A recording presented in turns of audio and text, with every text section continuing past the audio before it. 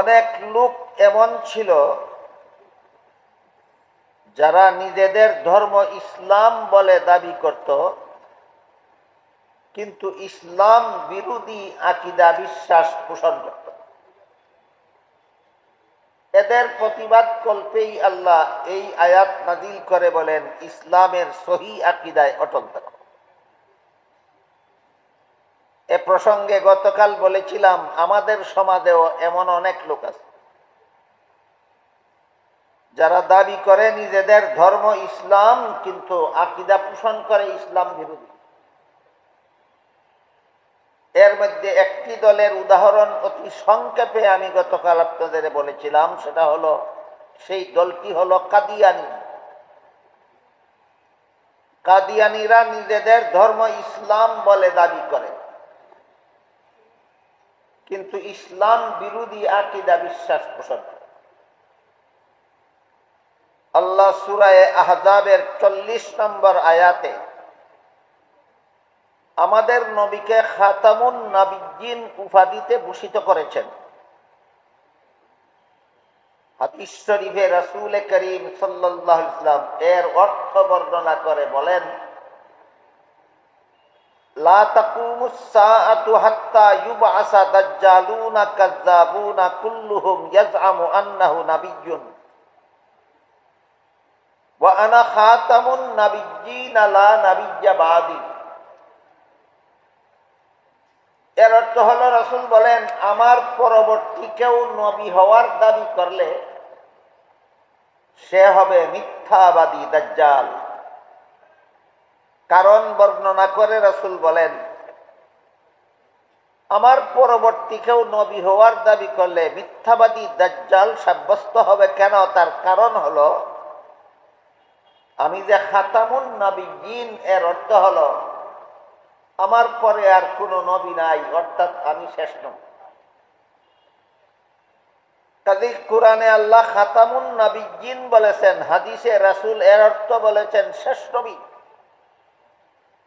কাদিয়ানীরা মানে না, তারপর দাবি করে তাদের ধর্ম ইসলাম। বুঝে থাকলে বলুন, ধর্ম আমার ইসলাম দাবি করলেই মুসলমান হয়, না ইসলামের আকীদাগুলি অন্তরে পোষণ করতে হয়? ইসলামের আকীদাগুলি অন্তরে পোষণ করতে হয়। অনুরূপ ভাবে পবিত্র কোরআনের সূরা নামাল, সূরা নামালের 65 নম্বর আয়াতে আল্লাহ পাক রব্বুল আলামিন বলেন, কুল লা ইয়ালামু মান ফিস সামাওয়াতি ওয়াল আরদিল গায়বা ইল্লাল্লাহ। এর অর্থ হলো, আল্লাহ বলেন, হে রাসূল করিম সাল্লাল্লাহু আলাইহি ওয়াসাল্লাম, আপনি বলে দিন, আসমান জমিনের কোনো বাসিন্দাই গায়েব জানে না একমাত্র আল্লাহ ছাড়া। পরিষ্কার ভাষায় আল্লাহ সূরা নামালের 65 নম্বর আয়াতে স্বয়ং রাসূলকে নির্দেশ দিয়ে বলেন, আপনি বলে দিন, একমাত্র আল্লাহ ছাড়া আসমান জমিনের কোনো বাসিন্দাই গায়েব জানে না। এজন্য হযরত ইমাম আবু হানিফা রাহমাতুল্লাহি আলাইহির লিখিত আহলে সুন্নাত ওয়াল জামাতের আকীদা বিষয়ের কিতাব আল ফিকহুল আকবার এর ব্যাখ্যা গ্রন্থ শারহুল ফিকহিল আকবরে উল্লেখ আছে, যাকারাল হানাফিয়্যাতু তাসরিহান বিত-তাকফীর বিইতিকাদি আন্না নবী সাল্লাল্লাহু আলাইহি ওয়াসাল্লাম ইয়ালামুল গায়ব লিমুআরাদাতি কওলিহি তাআলা, কুল লা ইয়ালামু মান ফিস সামাওয়াতি ওয়াল আরদিল গায়বা ইল্লাল্লাহ। এর অর্থ হলো, যেহেতু আল্লাহ সূরা নামালের 65 নম্বর আয়াতে পরিষ্কার ভাষায় বলে দিয়েছেন, আসমান জমিনের কোনো বাসিন্দাই গায়েব জানে না একমাত্র আল্লাহ ছাড়া। কাজেই যে বলবে নবী গায়েব জানেন, সে কোরআন মানে না। যে কোরআন মানে না সে মুসলমান থাকে না, যে কোরআন মানে না সে মুসলমান থাকে না। কোরআনে আল্লাহ বলেছেন আসমান জমিনের কোন বাসিন্দাই গায়েব জানে না একমাত্র আল্লাহ ছাড়া। এই আয়াতের ভিত্তিতে আহলে সুন্নাত ওয়াল জামাতের আকাইদের কিতাবে লেখা আছে, যে বলে নবী গায়েব জানে সে কোরআন মানে না, যে কোরআন মানে না সে মুসলমান থাকে না। আপনি যদি বলেন নবী গায়েব জানেন তাহলে আপনি কোরআন মানেন না। কোরআন না মানলে মুসলমান থাকে না, তাহলে মুসলমান না থাকলে আপনার ধর্ম ইসলাম দাবিটা সঠিক না ভ্রান্ত? মুসলমান হওয়ার দাবি ভ্রান্ত। এই জন্য আল্লাহ সূরার 13 নম্বর আয়াতে বলেছেন আকিমুদ্দিন, যারা দাবি করো তোমাদের ধর্ম ইসলাম, তোমরা কুফরি আকীদা পোষণ করো না, ইসলাম বিরোধী আকীদা পোষণ করো না, ইসলামের বিশুদ্ধ আকীদায় অটল থাকো।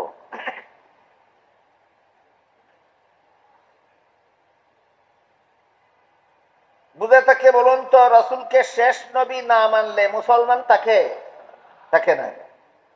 রাসূল গায়েব জানেন বিশ্বাস করলে ইসলাম থাকে না। যারা এমন কথা বলে রাসূল গায়েব জানেন, তারা এই কথার মাধ্যমে রাসূলের প্রশংসা করতে চায়, আর যারা মানে না তাদের বিরুদ্ধে একটা কূট কৌশল অবলম্বন করে থাকে, বলে এরা নবী মানে না। আপনারা নবী মানেন না, না নবীর গায়েব জানা মানেন না? নবী না মানলে তো মুসলমানই থাকে না। যেভাবে আল্লাহ না মানলে মুসলমান থাকে না, যেভাবে ফিরিস্তা বিশ্বাস না করলে মুসলমান থাকে না, যেভাবে কোরআন বিশ্বাস না করলে মুসলমান থাকে না, তেমনি ভাবে নবী না মানলে তো মুসলমানই থাকে না। তাহলে যারা বলেন নবী গায়েব জানেন না, তারা কি সত্যই নবী মানেন না, না নবীকে আল্লাহর শরীকদার সাব্যস্ত করা মানেন না? নবীকে আল্লাহর শরীকদার সাব্যস্ত করা মানেন না। নবীকে গায়েবের অধিকারী বলা, এটা নবীর তাজিম নয়, এটা নবীর সম্মান নয়, এটা নবীর মর্যাদা নয়, বরং এর দ্বারা নবীকে আল্লাহর সমকক্ষ সাব্যস্ত করে শিরিক গুনাহ করা হয়।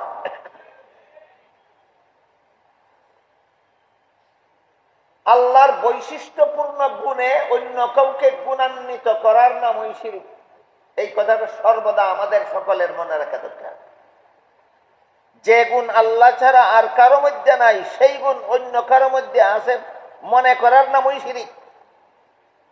আল্লাহর সমগুণে গুণান্বিত সাব্যস্ত করা, যেহেতু গায়েব জানা একমাত্র আল্লাহর গুণ, সূরা নামলের 65 নম্বর আয়াত তার সুস্পষ্ট দলিল। কাজেই আল্লাহর এই গুণে কোন নবীকে গুণান্বিত করলে নবীকে আল্লাহর সাথে শরীক করা হয়, কোন অলিকে গুণান্বিত মানলে অলিকে আল্লাহর সাথে শরীক করা হয়।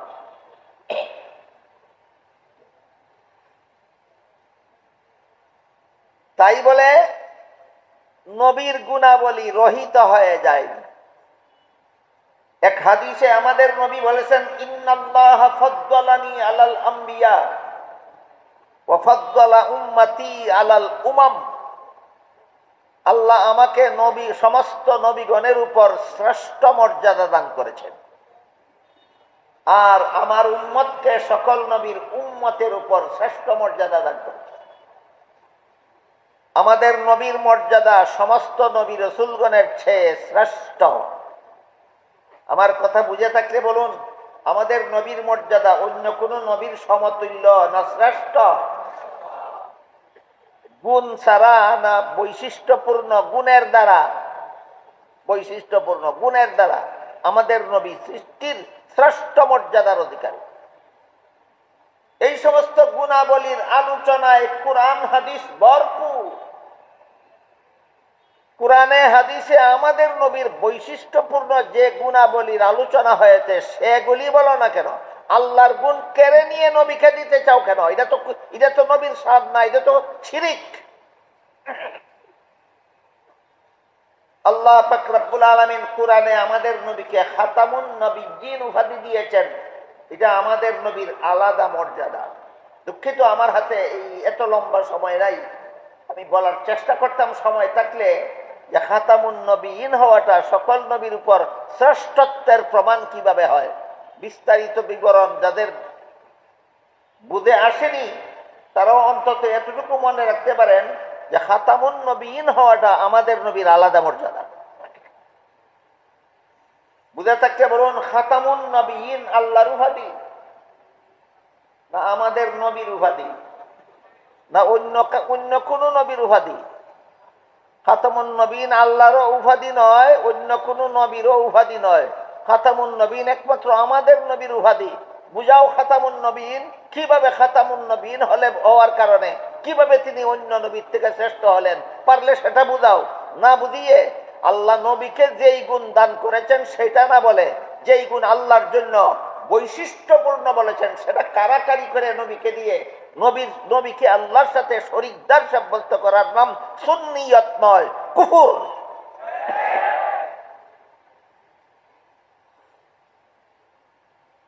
আল্লাহ পাক রব্বুল আলামিন পবিত্র কোরআনে আমাদের নবীর আরেকটি উপাধি উল্লেখ করেছেন, রাহমাতুল লিল আলামিন। আশা করি আরো শুনে থাকবেন আপনারা। আমাদের নবীর আরেকটা বৈশিষ্ট্যপূর্ণ উপাধি কোরআনে আল্লাহ প্রদত্ত উপাধি, রাহমাতুল লিল আলামিন। এই উপাধি আল্লাহ আর কোন নবীকে প্রদান করেননি, একমাত্র আমাদের নবীকে প্রদান করেছে। পারলে এই যে ব্যাখ্যা করে বুঝাও মানুষকে যে আমাদের নবী রাহমাতুল লিল আলামিন, আর কোন নবী রাহমাতুল লিল আলামিন নয়। সুতরাং রাহমাতুল লিল আলামিন আমাদের নবীর আলাদা মর্যাদা। হাদিস শরীফে রাসূল করিম সাল্লাল্লাহু আলাইহি ওয়াসাল্লাম মেরাজের ঘটনার বিবরণে উল্লেখ করে দিয়েছেন।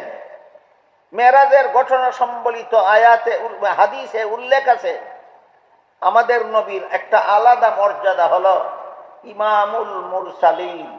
ইমামুল মুরসালিন, সমস্ত নবী রাসূলগণের ইমাম হওয়া আল্লাহর গুণ। আল্লাহ ইমামতি করেন, আল্লাহ কোন নামাজের জমাতে ইমাম হন, তাহলে ইমামুল মুরসালিন হওয়া আল্লাহর গুণ হয় নাকি? না, আল্লাহর গুণ নয়। ইমামুল মুরসালিন হওয়া একদিকে আল্লাহর গুণ নয়, অপরদিকে ইমামুল মুরসালিন হওয়া আর কোন নবী রাসূলের গুণ নয়। ইমামুল মুরসালিন হওয়া একমাত্র মুহাম্মদুর রাসূলুল্লাহর গুণ। তিনটা উপাধি দিলাম, বুঝে থাকলে বলুন কোরআনে হাদিসে আমাদের নবীর আলাদা গুণের আলাদা মর্যাদার বিবরণের অভাব আছে না ভরপুর? সেইগুলি না বলে যেই গুণ একমাত্র আল্লাহর সেই গুণ কেড়ে নিয়ে নবীকে দেওয়ার নাম তো নবী মানা নয়, নবীর শান নয়, নবীর মান নয়, নবীর মর্যাদা নয়। আল্লাহর সাথে নবীকে শরীকদার সাব্যস্ত করার হীন চক্রান্ত ছাড়া আর কিছু নয়।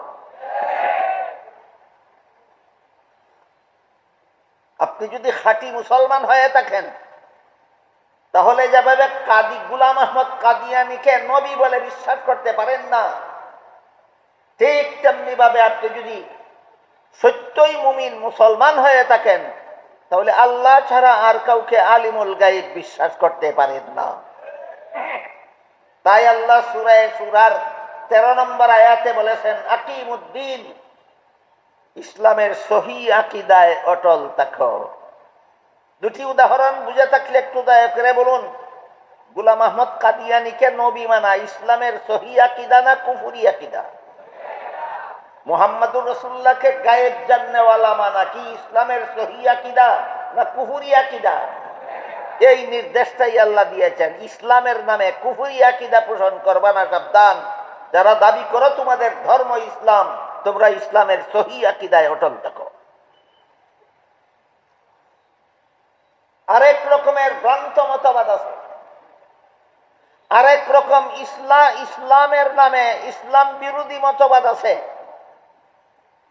গলত আকীদা আছে, বাতিল আকীদা আছে, যে আকীদার কারণে সরাসরি কাফের হয়ে যায় না, নির্ভেজাল মুসলমানও থাকে না।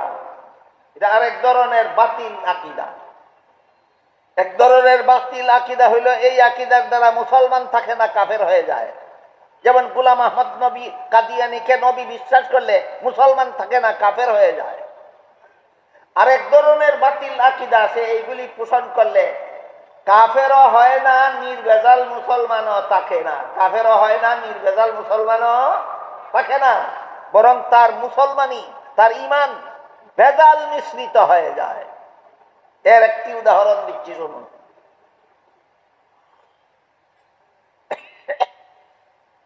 আল্লাহ পাক রব্বুল আলামিন পবিত্র কোরআনের এক আয়াতে বলেছেন, লা ইয়ানালু আহদিজ জালিমিন।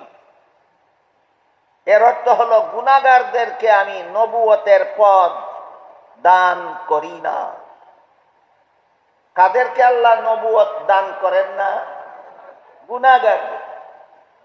এটা কি এক দুইজন নবীর বেলায় বলেছেন, না সকল নবীর বেলায়? সকল নবীর বেলায়। সমস্ত নবীগণের বেলায় আল্লাহর নির্ধারিত সামগ্রিক মূলনীতির বিবরণ দিয়ে আল্লাহ বলেন, লা ইয়ানালু আহদিজ জালিমিন। আমার প্রদত্ত নবুয়তের পদ আমি কোনো গুনাহগারকে দান করি না, গুনাহগারদেরকে দান করি না। সুতরাং এর দ্বারা পরিষ্কার হয়ে গেল আল্লাহ পাক রব্বুল আলামিনের মনোনীত সমস্ত নবী রাসূলগণ আজীবন বেগুনাহ, আজীবন নিষ্পাপ। বুঝে থাকলে এবার বলুন তো, কোন কোন নবী গুনাহগার? একজন। এটাও ইসলামের সহিহ আকীদা। কোন নবী গুনাহগার না। আদম নবী গুনাহগার না, নূহ নবী গুনাহগার না, ইব্রাহিম নবী গুনাহগার না, মুসা নবী গুনাহগার না, ঈসা নবী গুনাহগার না, মুহাম্মদুর রাসূলুল্লাহ গুনাহগার না। এইভাবে সমস্ত নবীগণকে আল্লাহ পাক রব্বুল আলামিন সমস্ত নবীগণের ব্যাপারে সামগ্রিক মূলনীতির ঘোষণা দিয়ে বলেছেন, লা ইয়ানালু আহদিজ জালিমিন। গুনাহগারদেরকে আমি নবুয়তের পদ দান করি না। এখন যদি কেউ বলে আদম নবী গুনাহগার, নূহ নবী গুনাহগার, যদি কেউ বলে ইউসুফ নবী গুনাহগার, যদি কেউ বলে মুসা নবী গুনাহগার, তাহলে এই নবীকে গুনাহগার মনে করা ইসলামের বিশুদ্ধ আকীদা, ইসলামের সহিহ আকীদা, না ইসলামের নামে ভ্রান্ত আকীদা? এটা ইসলামের নামে ভ্রান্ত আকীদা। এইরকম ভ্রান্ত আকীদা যারা পোষণ করে, কোনো না কোনো নবীকে গুনাহগার সাব্যস্ত করার মতো, গুনাহগার মনে করার মতো ভ্রান্ত আকীদা যারা পোষণ করে, এদের অনেকেই হযরত আদম আলাইহিস সালামকে টার্গেট করে। সর্বপ্রথম আদম নবীকে গুনাহগার সাব্যস্ত করে এবং দলিল দেয় যে সমস্ত আয়াতের অপব্যাখ্যার মাধ্যমে। এর মধ্যে এক আয়াতে আল্লাহ পাক রব্বুল আলামিন বলেন, আদম হাওয়াকে জান্নাতে দিয়ে আল্লাহ বলেছিলেন, ইয়া আদম উসকুন আনতা ওয়া যাওজুকাল জান্নাহ ওয়া কুলা মিনহা রাগাদান হাইতু শিতুমা ওয়া লা তাকরাবা হাযিহি শাজারাতা ফাতাকুনা মিনাজ জালিমিন। হে আদম হাওয়া, জান্নাতের যেখানে ইচ্ছা বসবাস করো, সব রকমের ফলমূল খাও, একটি গাছের ফল খেতে নিষেধ করে দিয়েছিল। কিন্তু শেষ পর্যন্ত ইবলিসের ধোঁকায় পড়ে আদম নিষিদ্ধ গাছের ফল খেয়েছিলেন। এতটুকু ঘটনা কোরআনেও বর্ণিত আছে, হাদিসেও বর্ণিত আছে। আমার কথা বুঝে থাকলে বলুন, আদম জান্নাতে থাকা অবস্থায় আল্লাহর নিষিদ্ধ গাছের ফল খেয়েছিলেন, এই বিবরণ কোরআনে আছে কি নাই? এই বিবরণ হাদিসে আছে কি নাই? এই বিবরণের দ্বারা দলিল পেশ করে ওই সমস্ত লোকেরা যারা নবীগণকে গুনাহগার সাব্যস্ত করে, বিশেষত হযরত আদম আলাইহিস সালামকে গুনাহগার সাব্যস্ত করে, এই আয়াতের দ্বারা দলিল পেশ করার অপচেষ্টা চালায়। এই অপকর্মটা দুনিয়াতে সর্বপ্রথম করেছিল খ্রিস্টানেরা। আদমকে গুনাহগার, এই ঘটনার কারণে আদমকে গুনাহগার বিশ্বাস করা মুসলমানি আকীদা নয়। এই ঘটনার ভিত্তিতে আদমকে গুনাহগার সাব্যস্ত করা, গুনাহগার মনে করা খ্রিস্টানি আকীদা। এবার শুনেন খ্রিস্টানি আকীদার কিছু বিবরণ। খ্রিস্টানেরা বাংলাদেশের মুসলমানদেরকে খ্রিস্টান বানাবার জন্য যে সমস্ত পুস্তক পুস্তিকা প্রকাশ করেছে, এর মধ্যে খ্রিস্টানদের প্রকাশিত, খ্রিস্টানদের লিখিত একটা বইয়ের নাম কোরআনের আলোকে বেহেশতে যাওয়ার পথ। নামটাই এমন বানরামিপূর্ণ নামটা দেখলে যে কোনো মুসলমান এটা খ্রিস্টানের লেখা বই মনে করবে না, কারণ কোরআনের আলোক তো খ্রিস্টানে বোঝার কথা নয়, মুসলমান আলেমের বোঝার কথা। বেহেশতে যাওয়ার পথ খ্রিস্টানেরা চিনার কথা নয়, মুসলমান আলেমদের চিনার কথা। কাজেই সাধারণ মুসলমান নামটা দেখলেই মনে করবে এটা কোনো আলেমের লেখা, আর পড়লে পরে এই কোরআনের অপব্যাখ্যা শুনে সে ইসলাম ত্যাগ করে খ্রিস্টান হতে বাধ্য হবে। এবার বলুন, বইটা কি কোনো ইসলামের মুসলমানের লেখা, কোনো আলিমের লেখা, না খ্রিস্টানদের লেখা? খ্রিস্টানদের। সেই বইয়ে খ্রিস্টানেরা লিখেছে প্রথম মানুষ আদম, প্রথম নবী ও কিনা? আপনারা একটু বলুন, প্রথম মানুষ আদম, প্রথম নবী ও কিনা? নবী। বইয়ে লেখে খ্রিস্টানেরা প্রথম মানুষ আদম, প্রথম পাপিষ্ট। প্রথম মানুষ আদম, প্রথম পাপিষ্ট। কি ছিল আদমের পাপ? জান্নাতে নিষিদ্ধ গাছের ফল খাওয়া। তাহলে জান্নাতে নিষিদ্ধ গাছের ফল খাওয়াকে আদমের গুনাহ সাব্যস্ত করা মুসলমানি আকীদা না খ্রিস্টানি আকীদা? খ্রিস্টানি আকীদা।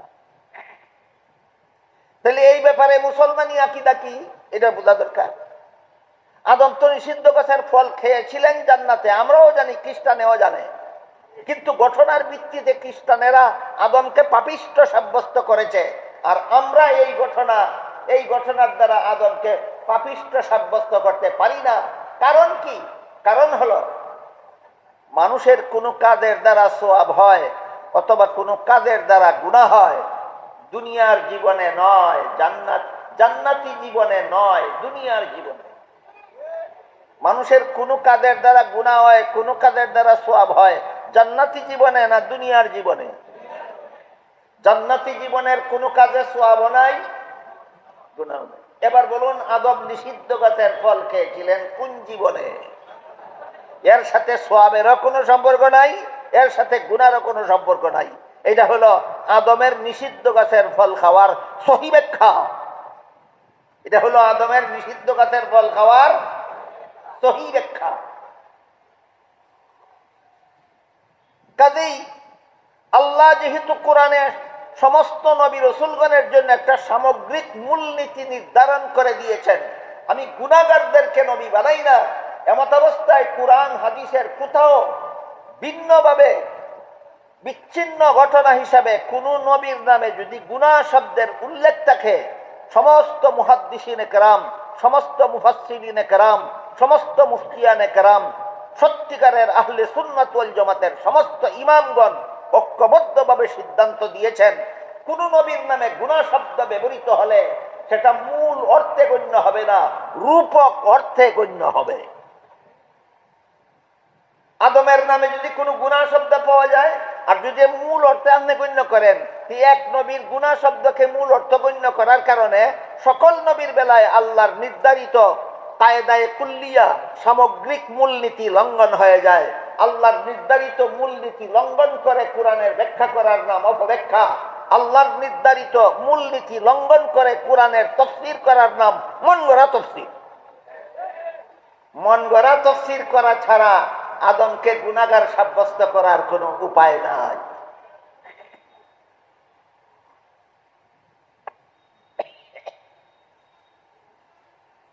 বুঝা থাকলে এবার বলুন, আদম আলাইহিস সালাম যে জান্নাতে নিষিদ্ধ গাছের ফল খেয়েছিলেন, এটা কি তার গুনাহ ছিল? গুনাহ ছিল। এটাকে গুনাহ সাব্যস্ত করা মুসলমানি আকীদা না খ্রিস্টানি আকীদা? এটাকে গুনাহ সাব্যস্ত করা মুসলমানি আকীদা নয়, এটাকে গুনাহ সাব্যস্ত করা খ্রিস্টানি আকীদা। সুতরাং ইসলামের সহি তাফসীর গ্রহণ না করে খ্রিস্টানদের মন গড়া ব্যাখ্যা যারা গ্রহণ করে, একমাত্র তারাই নবীগণকে গুনাহগার সাব্যস্ত করে। ইসলামের বিশুদ্ধ আকীদায় বিশ্বাসী মুসলমান কোন নবীকে গুনাহগার সাব্যস্ত করে না। এখানে আনুষঙ্গিকভাবে আরেকটা কথা না বললেই না হয়, সেটা হলো হকপন্থী উলামায়ে কেরাম, হকপন্থী উলামায়ে কেরাম, হক্কানি উলামায়ে কেরামের তত্ত্বাবধানে সারা বিশ্ব জুড়ে যে তবলিগি জমাত চালু হয়েছিল, সেই তবলিগি জমাতের ঈমান আকীদা ইসলামের বিশুদ্ধ মতবাদ অনুসারেই ছিল। শেষ পর্যন্ত একজন তবলিগি জামাতের একজন স্বঘোষিত আমির, সুন্নত তরিকায় নির্বাচিত আমির নন, সুন্নতি পদ্ধতিতে মনোনীত আমির নন, স্বঘোষিত আমির, আমিরের পদ জবরদখলকারী এক ব্যক্তি এই তবলিগি জামাতের আমির সেজেছে। তার নাম হইল মৌলানা সাদ সাহেব। মৌলানা সাদ সাহেব বলে হযরত ইউসুফ আলাইহিস সালাম আল্লাহর দরবারে শাস্তিযোগ্য অপরাধী ছিলেন। শাস্তিযোগ্য অপরাধী মানে গুনাহগার। গুনাহ না করা পর্যন্ত আল্লাহর দরবারে শাস্তিযোগ্য অপরাধী হয় না। গুনাহগার আর শাস্তিযোগ্য অপরাধী একই কথা। সাদ সাহেব বলে হযরত জাকারিয়া আলাইহিস সালাম আল্লাহর দরবারে শাস্তিযোগ্য অপরাধী, হযরত ইউসুফ আলাইহিস সালাম আল্লাহর দরবারে শাস্তিযোগ্য অপরাধী, হযরত মুসা আলাইহিস সালাম আল্লাহর দরবারে শাস্তিযোগ্য অপরাধী। বুঝে থাকলে বলুন, সাদ সাহেবের মতবাদ ইসলামের সহি আকীদা না ইসলামের নামে ভ্রান্ত মতবাদ? ইসলামের নামে ভ্রান্ত মতবাদ। এরপরে দেখুন খ্রিস্টানদের লেখা সেই বইয়ে ধর্মীয় আকীদার নামে আরো কতগুলি গাঁজাখুরি কথা লিখেছে। প্রথমে লিখেছে আল্লাহর নিষিদ্ধ গাছের ফল খাওয়া ছিল আদমের গুনাহ, সুতরাং প্রথম মানুষ আদম প্রথম পাপিষ্ঠ। এই পাপিষ্ঠ আদমের বংশে যত নবী জন্মগ্রহণ করেছে, খ্রিস্টানেরা তাদের বইয়ে লিখেছে এই পাপিষ্ঠ আদমের বংশে যত নবী জন্মগ্রহণ করেছে সবগুলি নবী জন্মগত পাপিষ্ঠ। এই সবগুলি নবীর পাপ কি? সবগুলি নবীর পাপ হলো পাপিষ্ঠ আদমের বংশে জন্ম হওয়াটাই তাদের পাপ। বলেন তো, কেউ জন্ম নিজের ইচ্ছায় হয়? কেউ নিজের ইচ্ছায় জন্ম হয়? তাহলে আল্লাহ যাকে ইচ্ছা করেন যার ঘরে জন্ম দিতে তার ঘরে জন্ম দেন। জন্ম হওয়াটা জন্মগ্রহণকারী সন্তানের পাপ হয় না। কিন্তু খ্রিস্টানেরা লেখে সমস্ত নবী যারা আদমের বংশে জন্মগ্রহণ করেছে এরা জন্মগত পাপিষ্ঠ। কেন? আদমের বংশে জন্ম হওয়াটাই তাদের জন্মগত পাপ।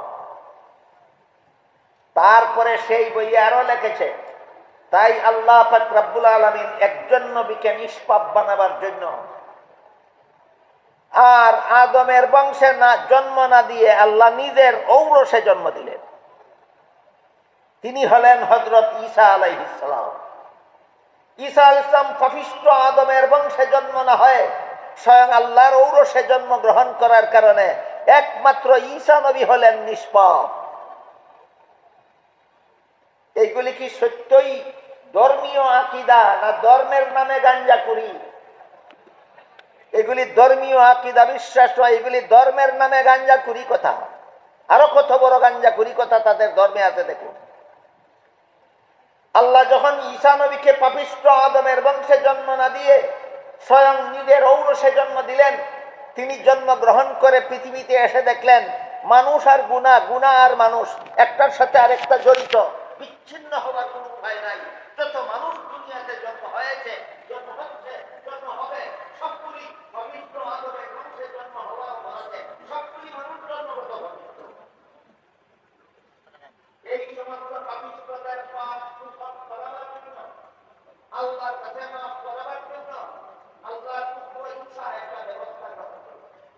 সেই ব্যবস্থাটা হলো তিনি তার পিতা আল্লাহর কাছে দরখাস্ত করলেন, আমার শত্রুদেরকে সুযোগ করে দাও, ওরা যেন আমাকে শুলিতে চড়িয়ে হত্যা করে। এই খুদার পুত্রকে শুলিতে চড়িয়ে হত্যা করার কারণে খুদার পুত্র যে কষ্ট পাচ্ছে, এই কষ্টের বিনিময়ে আমাকে যারা আপনার পুত্র বিশ্বাস করবে তাদেরকে পুত্রকে দুনিয়া আসুন, জীবনে যত পাপ করুন সকল পাপের কাফারা আনেন। পিতা পুত্রের এই আবেদন মঞ্জুর করলেন, শত্রুদেরকে সুযোগ দিলেন, শত্রুরা আল্লাহর পুত্র যিশুকে শুলিতে চড়িয়ে হত্যা করলো।